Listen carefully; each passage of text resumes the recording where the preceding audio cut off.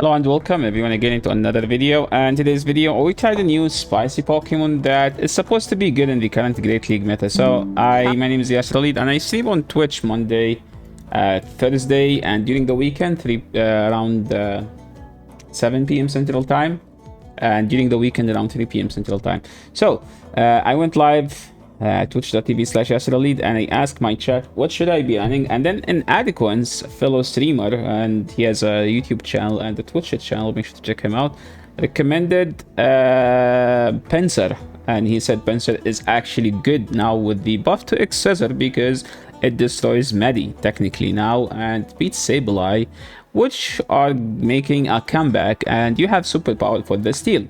So it's not the greatest Pokemon, so I decided to put it with the most meta two Pokemons, which are Azu and Stunfisk. If you guys around my stream, you guys know how much I love this core. Azu with Stunfisk. It's pretty basic, not the most despised. And here I'm like, I see a move and I don't know what that move is. I know I made a video, but I low-key forget about that. I thought it's a fire move because I keep saying that this is a fire flame charge clone. And I'm like, why did that hit so hard? Isn't fire resisted? And I'm like, what is happening here? So I'm slightly laughing in chat. And chat's like, yes, it's a grass. And I get confused, like I confused myself because I kept saying it's a fire flame charge clone. So for some reason, back in my head, I'm thinking this is a fire charge move. So I know I could farm all the way down, and then they have a digger speed. So this game is pretty tough for me to win because now I need two moves to KO here. I threw in good timing there, so now I am praying that my superpower can KO at this point because this is a CMP. If I CMP here, I have a chance, and I did. And they live with literally 1 HP. If I have a higher attack, Shadow Pinsir, the game would have been much easier because they will be forced to throw in the Pinsir, and then I'm close to EQ here, which can KO the Diggersby there. So the game is a GG. I mean, it's a spicy Pokemon, so technically we don't expect great results. Opponent here swapped to Toxicroak, and I swapped it back to Azu. So now this matchup is pretty neutral for both because Azu is pretty tanky. We resist counter, they resist play rough, so technically I have to go straight Ice Beam. They have Sludge Bomb, and Azu can tank the counter plus 1 Sludge Bomb, by the way. So you can win every shield scenario here as long as we're both in the same base of energy. So now it's kind of a race to the charge move, so I'm gonna tank this, and I should live. You live this as long as your Azu is a very XL Azu. That's one of the reasons why you need XL Azu, Toxicroak matchup. And now they bring this thing again, so I am going back to Pinsir, and I was planning to catch, but opponents swap out, so I can just stay in. Was that good timing? I wasn't sure. So now what am I gonna do? I'm just gonna try to catch a Psychic here. So is this a Psychic? And it's a Psychic. That was a good catch. That was actually gonna might end up being a game-winning catch. So is that true? Let's see. It's an Ice Punch. I tried to overfarm here, and I don't want to win this. If I win this, I lose, basically. See? So I let them take me out here, and now it's all on Pinsir. Pinsir go, and we have a superpower. Superpower is super effective to Dunsparce, but Dunsparce is above average bulk, and it lands. So we take that game. Pinsir proving that Pinsir is a good Pokemon. And queuing to the next one, we have Razor Leaf, Tropius. What do we do here? We go straight Rock Slide. If they have Aerial Ace, it's Slash. That means it's a better matchup for the G-Fisk. If they have Razor Leaf, that means it's a better matchup for Tropius. But since it's Razor Leaf, that means Pinsir can win this matchup now because you take resisted damage. So usually people with Tropius do not have a good answer to Pinsir because nobody care about Pinsir because Pinsir is bad, like literally. Machamp's Elo. Okay, Henry. So what I'm gonna do now? I'm just gonna throw this Scissor again, and hopefully I grab a shield. And then if we grab a shield, I am gonna bubble all the way down because Tropius, doesn't matter how much HP, as long as it's less than 90%. I think Ice Beam does 86% to Tropius, So as long as they are below that, I can just go straight Ice Beam from my Azu, and I was able to get 3 bubbles on the Machamp. So now this matchup is pretty straightforward. Basically, just land 2 play-offs, then go to G-Fisk and land the EQ. While what they need to do is they need 3 play-offs here, and they need 1 Ice Beam plus some bubbles to KO the G-Fisk. So the game looks pretty straightforward for me, and I know what to do to win this game. So we tap the play-off, we get the CMP, and now opponent through the charge move. If this is a player-off, they need to under-charge, but hey, I am gonna swap out regardless, and this is why G-Fisk is one of the best Pokemons in the game. Doesn't care about its own counters. You have EQ, just EQ everything, and that EQ was enough damage, and we take that game. Cresselia into G-Fisk. This is a pretty neutral matchup, because 3 Grass Nuts plus the Psycho Cut KO the G-Fisk. But if they shield an EQ, that's gonna be a tough one, because EQ does around 45% or something. Did I say 45? I think it's 35. Yeah, it's around 40 with the mod shot, which means we need to EQ and Rock Slide. So throwing a Rock Slide might be a game losing play. So I still go straight EQ. So this might end up costing if they shield, which they did. Now I'm gonna shield this for some reason. I think I shouldn't be shielding. I should have just trust Pinsir. To be honest, I don't trust Pinsir. It's not the greatest Pokemon. But hey, we are trying to have fun. This is the beginning of the season, and we have a long time to... We have 3 full months to hit Legend. So, I aggressively swap the Yavig Gligar.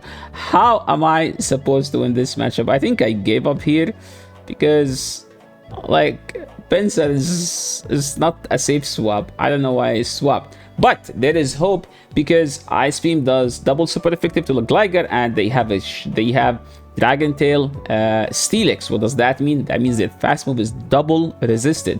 So I'm gonna call the bait here, and we successfully call the bait. Okay, now what do we need to do is just go straight Ice Beam and make sure we sort some energy and clear the debuff after they debuff us the next time.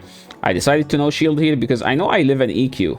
We do easily live an EQ. Azu doesn't care about all of these charge moves. I love this Pokemon.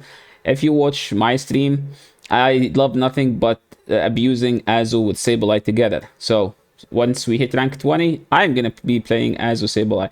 By the way, do you guys care if I make a great top teams in the Great League 2.0? Because now after the new season came out, now after people started using some teams, we can get like some more data on that, what people are using and what's are like the successful teams. Here we're playing Rabakangoon, one of the best players in the world actually, and he is leading a Lickitung.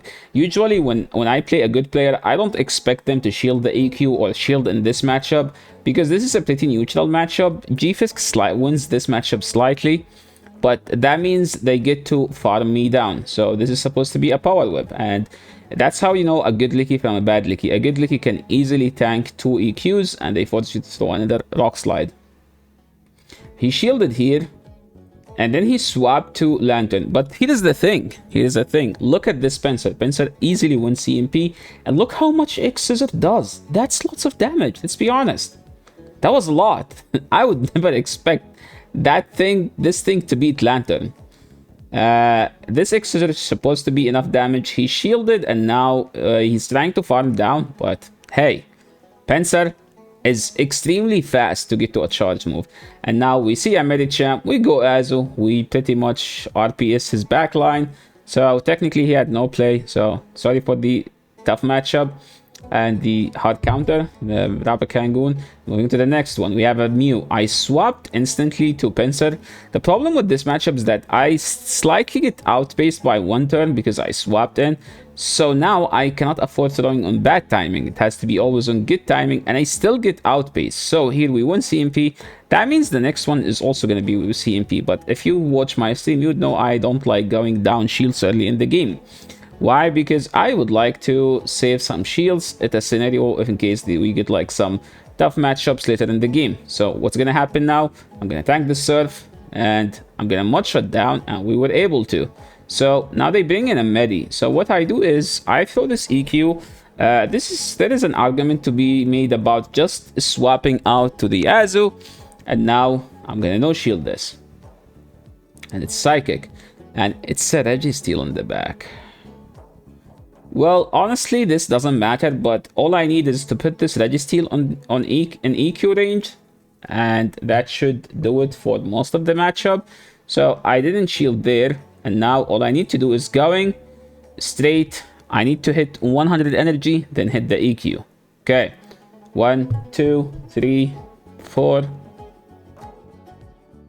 We get to the EQ. Now it's a race. Look at this. 1, 2, 3. We won with 1 HP. That's why you need a rank 1 Galarian Stunfisk, okay? Anything but rank 1 would not live there. So that's why you need a good IV, guys. Remember, yes, you need scuffed IVs for regionals, but you don't need that for GBL. For GBL, rank 1 is pretty much the best. This is a tough matchup because I remember this one. I get destroyed in this matchup. Look at this. So they focus blasted here, which is the correct play. They cannot afford to zap cannon, otherwise they will get outpaced. So they shielded here. I think this is LNDS trainer or something. And he caught the EQ on a Gliscor. I'm sorry, on a Gligar. So now I need to catch his move, which I did. But the problem is, his fast move is going to add up. He's using a non-shadow Gligar, which is low-key annoying. I would rather see a shadow one because I can do more damage, but at this point I was counting, so I'm like, this is the maximum I can overfarm, and he shielded. So what I'm gonna do is, I cannot shield. If I shield, I'm gonna lose this game because we have a Pinsir. He doesn't have a Pinsir, remember that. And he swapped with a nice snipe, and this is supposed to KO. Now what's gonna happen is I'm gonna go straight EQ. And the EQ didn't KO, which means I need... This is where you know how good their Registeel is. Like, look, all the mudshot damage plus the EQ wasn't enough. That means they have a very, very good Registeel. So that's why I need a traded IV Registeel. And now, this thing doesn't KO. I live with some sort of HP. But they catch on Mandibuzz. So this is a very meta team. And now we have a Mandibuzz into a Pinsir. What this Pinsir can do is basically nothing. It's nothing, and I'm going to just fast forward this matchup, and here at KOs, all Pinsir was able to win there, but hey, they have Gligar. I have no health or energy on my Stunfisk. Now that was a good game. Moving to the next one, Stunfisk into a Frostlass. This is a good lead. This is a dominant lead actually for the G-Fisk. Well, usually when you see people staying in, that means they are trying to catch. So what I did is I need to EQ here. Why I'm EQing? So I can make the matchup on my Azu easier. Because now my Azu can win this swap. An argument to be made about farming slightly more on the G-Fisk, but it's not the end of the world. Remember that G-Fisk can still beat the Frostlass. It's a dominant matchup for the G-Fisk. They are pretty much in play rough range, so I need to overfarm a bit. 1, 2, 3, because they had 2 bubbles ahead, so technically if I cannot do one more, and this is supposed to KO. So now I'm gonna do is going straight to play rough. Opponent is aware and they were counting, and they decided to throw a Shadow Ball here, which mean now they are almost in a Rock Slide range. They catch on Diggersby. So look at this matchup. This is actually tough, but there is a chance to win this game because most of the Diggersby now run the ground move plus Hyper Beam. So if they have that moveset, I win. If they have Fire Punch, I lose. And they have Hyper Beam, okay, which means they have the ground move, which is the... what's that move? Okay, I think okay. They decide to no shield, and look, that damage was actually enough. 2 X-Scissors plus the Fury Cutter were and the Rock Slide, which is resisted and didn't do that much, were enough damage to KO the Diggersby. So now here I don't need to shield one of these charge moves. So we called this, and now I can shield this. I have 2 Rock Slides. One of them will get a shield, the other one will KO the Frostlass. And that was a good game. Thank you so much everyone for watching. If you like these battles, please leave a like, make the channel, subscribe, because all of these Pokemons are, I built them in Yule, so I spend I think around 1 million dust so far. So please, if you appreciate the content, make sure to leave a like and subscribe to the channel if you're new. Leave a comment if you have any question about the battles or anything about GBL in general. Thank you so much for watching, and see you in the next video. Peace.